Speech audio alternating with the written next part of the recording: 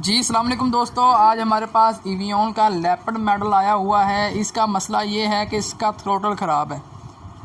अब हुआ क्या है कि इसका थ्रोटल का मसला है। हमने 3-4 किस्म के इसको थ्रोटल लगा के चेक किए हैं, कोई भी थ्रोटल इस पर काम नहीं कर रहा है।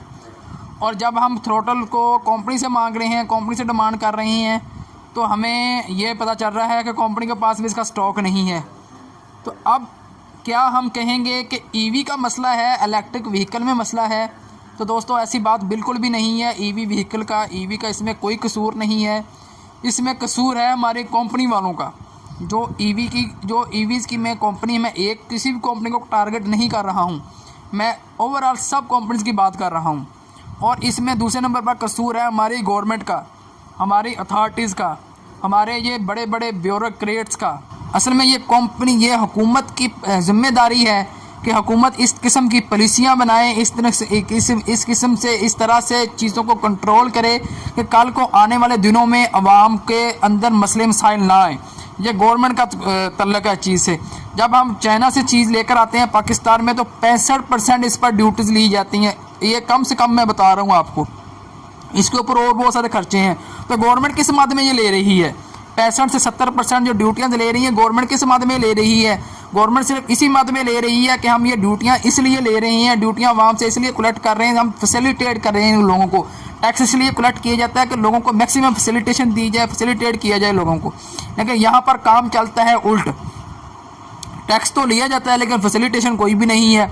अब ये है कि जो लोग इस तरह किस्म की स्कूटियाँ ले रही हैं, ना तो वो कंपनी वालों को इतना पता है, इतना वो सोचो विचार कर रहे हैं कि आने वाले दिनों में क्या बनेगा, और ना गवर्नमेंट इस चीज़ पर कोई तवज्जो दे रही है कि यार जो लोग स्कूटियाँ खरीद रहे हैं, परचेजिंग कर रही है, इनके लिए कोई ऐसी टर्म्स एंड कंडीशन बनाई जाए, ऐसी इस तरह से चीज़ों को कंट्रोल किया जाए कि कल को इस किस्म के कोई मसले मसाइल ना आए। लेकिन कोई भी इस तरफ तवज्जो नहीं दे रहा है। और आने वाले साल, 2 साल, 3 साल बाद और भी इस किस्म के बड़े मसले मसाइल आने वाले हैं लोगों के साथ, क्योंकि उस वक्त तक बहुत सारे मॉडल बंद हो जाएंगे, बहुत सारी कंपनियां भाग जाएंगी, कोई कंपनियां आएंगी, कोई कंपनियां जाएंगी, और जलील होगा कस्टमर, जिसने पैसे भी पे किए हैं, जिसने पैसे भी लगाए हैं, और आज तंग भी हो रहा है। कस्टमर ने तंग होना है, कंपनियां चली जाएंगी, पैसा कमा लेंगी, गवर्नमेंट के खजाने में पैसा चले जाएगा, और जिसकी स्कूटी ख़राब होगी, जिसको उसका पार्ट्स ना मिला, जिसको उसकी रिपेयरिंग ना मिली, जिसको उसकी गारंटी ना मिली, जिसको उसकी वारंटी ना मिली, तंग वो लोग होंगे। तो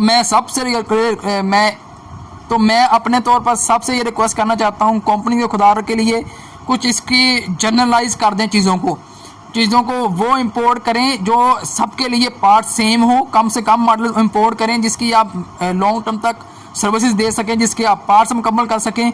और मैं गवर्नमेंट और पाकिस्तान से भी ये रिक्वेस्ट करना चाहता हूँ, खुदा के लिए, आप इतने बड़े बड़े टैक्स ले रहे हैं, जो इतने ऊपर ब्यूरोक्रेट आपने बिठाए हुए हैं, इनका मकसद सिर्फ और सिर्फ कारोबारी लोगों को तंग करना है, लोगों का कारोबार बंद करना है, लोगों को जलील और ख्वार करना है, बिजनेसमैन को। इसके अलावा भी कोई लोगों को फैसिलिटेट भी करें, जो असल काम करने वाला है, कि इसकी कुछ टर्म्स एंड कंडीशन बनाएं, कोई पॉलिसियाँ बनाएं, ऐसी पॉलिसी बनाएं कि जिसमें सारी स्कूटियों को कुछ मॉडल्स आप स्पेसिफिक कर दें, कुछ डिज़ाइन स्पेसिफिक कर दें, कुछ इलेक्ट्रॉनिक चीज़ें स्पेसिफिक कर दें, कोई बॉडी पार्ट स्पेसिफिक कर दें, कि ताकि सारी कंपनी उसको फॉलो करते हुए वही चीज़ें मंगवाएं और कल को कस्टमर तंग ना हो।